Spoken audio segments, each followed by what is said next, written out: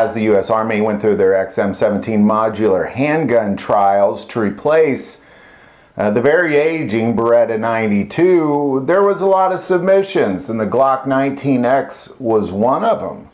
However, the U.S. Army went a different direction, and a lot of people speculate, why did they not go with that Glock 19X?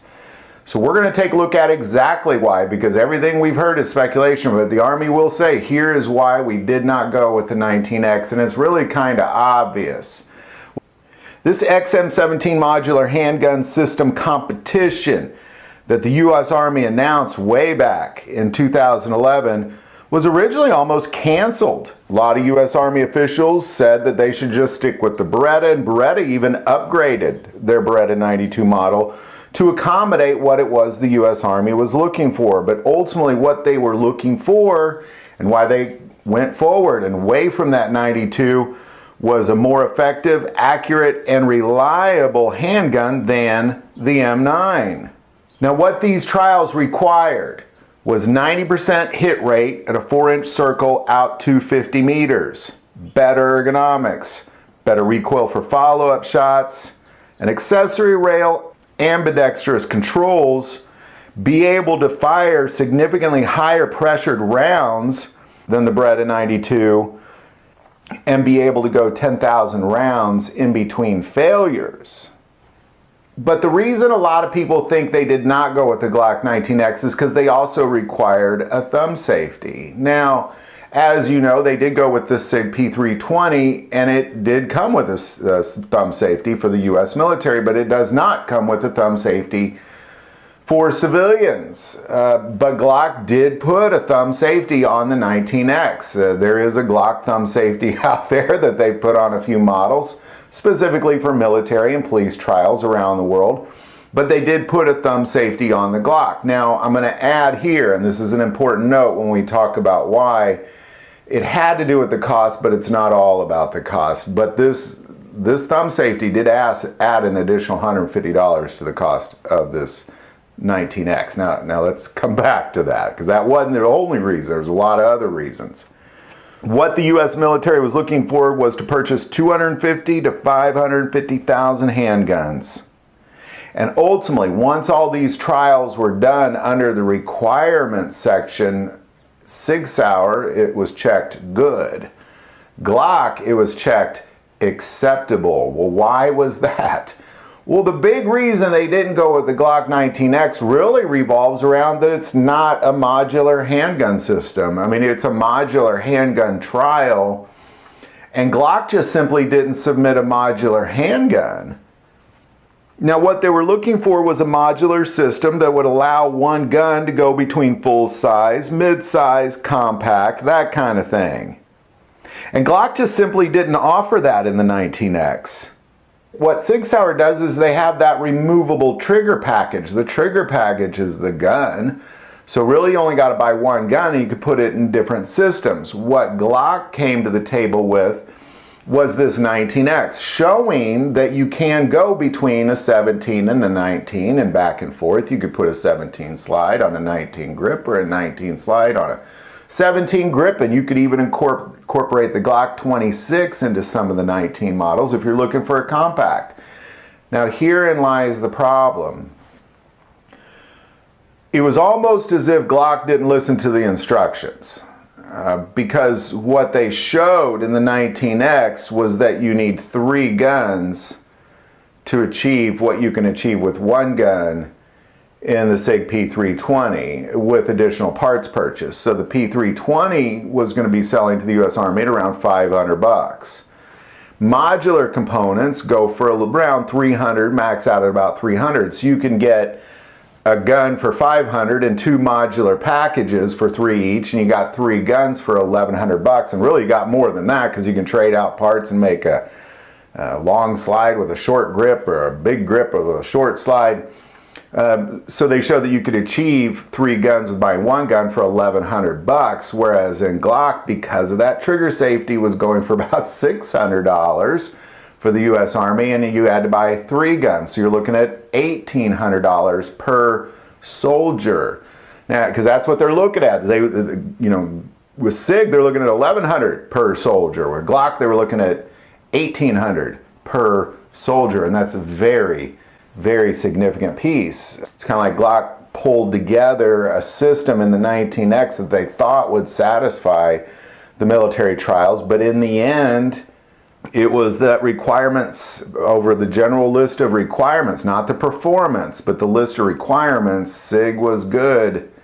Glock was just simply acceptable. Now, I'm sure there's a lot of other things in there. I'm sure politics played a role, but if you look at the actual data, why did the U.S. Army turn down the Glock pistol? It's because it just simply wasn't a modular system, and in order to make it into a modular system, it would cost almost double what Sig Sauer was saying theirs would cost. So there you go. Love any insight you might have on this. I'm sure there's a lot more to it, like I said. But these are the big ones. If you're looking for, on paper, why is it that they did not go with the Glock? Glock just simply didn't listen to the instructions, is what it sounds like. But in the end, sometimes I think Glock just goes around and says, we're Glock, take it or leave it. And most of the world takes it. Any thoughts or insight on any of that, definitely put that below. If you like this video, click like and subscribe. Feel called to support this channel with Patreon, that link is also below. But the most important part of this channel is we take prayer requests, so please don't ever hesitate to send that in. Thank you for watching this episode of God, Family, and Guns. And as always, love God, love your family, and love guns.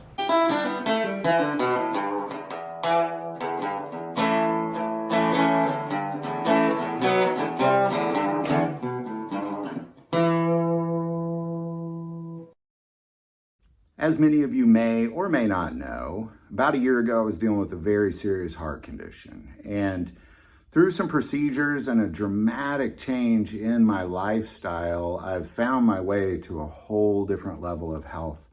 And one aspect of that, and it's something that I believe is extremely important to talk about because Americans are not talking about it. I've really never heard anybody talk about it, to be quite honest, is the health benefits from the super hot peppers like a Trinidad scorpion pepper, because that has been one aspect of what I have done over the last year. Is a friend of mine who lost 110 pounds in 7 months just drinking a drink that he made with Trinidad scorpion peppers.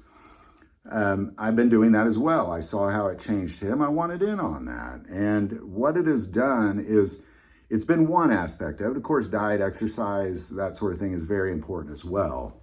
But what this has done is not just allow me to lose weight, but I sleep better. I have a better outlook on life. I was actually having lunch with the guy that makes this the other day, and his brother committed suicide. He was dealing with addiction, he was dealing with depression, and he committed suicide. And my friend believes wholeheartedly, had he invented this drink before that, he would be alive today. And I kind of question that, like, well, that's a big statement to make. But ultimately what he's claiming is the capsaicins in those super hot peppers really satisfy your pituitary gland, which is the basis of addiction. And if you watch Johnny Schofield on YouTube, check him out. But he's fought addiction, and now he's addicted to hot peppers instead because it satisfies that same desire. So I think it's important to talk about better outlook in life, sleep better, lose weight, fight addiction. The link's below. Check it out. Just drinking Trinidad scorpion peppers, and it is hot. I'll give you a little warning, but he's taken out the binding agents that, so when it's hot, it's only hot for like a minute or two. It doesn't burn for hours. So there you go, man. I couldn't put down Trinidad scorpion peppers. This is how I do it. That link is below. Real quick, if you want to try this, we were talking about this. This is a drink my friend made. It's Trinidad scorpion peppers. I just want to curious what you think, because you like hot stuff, don't you? I like hot stuff. I get some weird looks when I tell people that I put cayenne pepper in my coffee. Oh, really? That is kind of strange. Thank you. No, so it started out with cayenne pepper and cinnamon and hot chocolate. And it kind of snowballed from there. And now I like the spicy. It's so nice. Yeah, so he sent these specifically. There was a guy that came to my house last night and just dropped them off, said, these are for Mark. Because he just wanted you to try it. He said he'd send you some. Made in the USA. All right. It doesn't say refrigerate or anything like that. Let's go. All right, cheers. Clink, clink.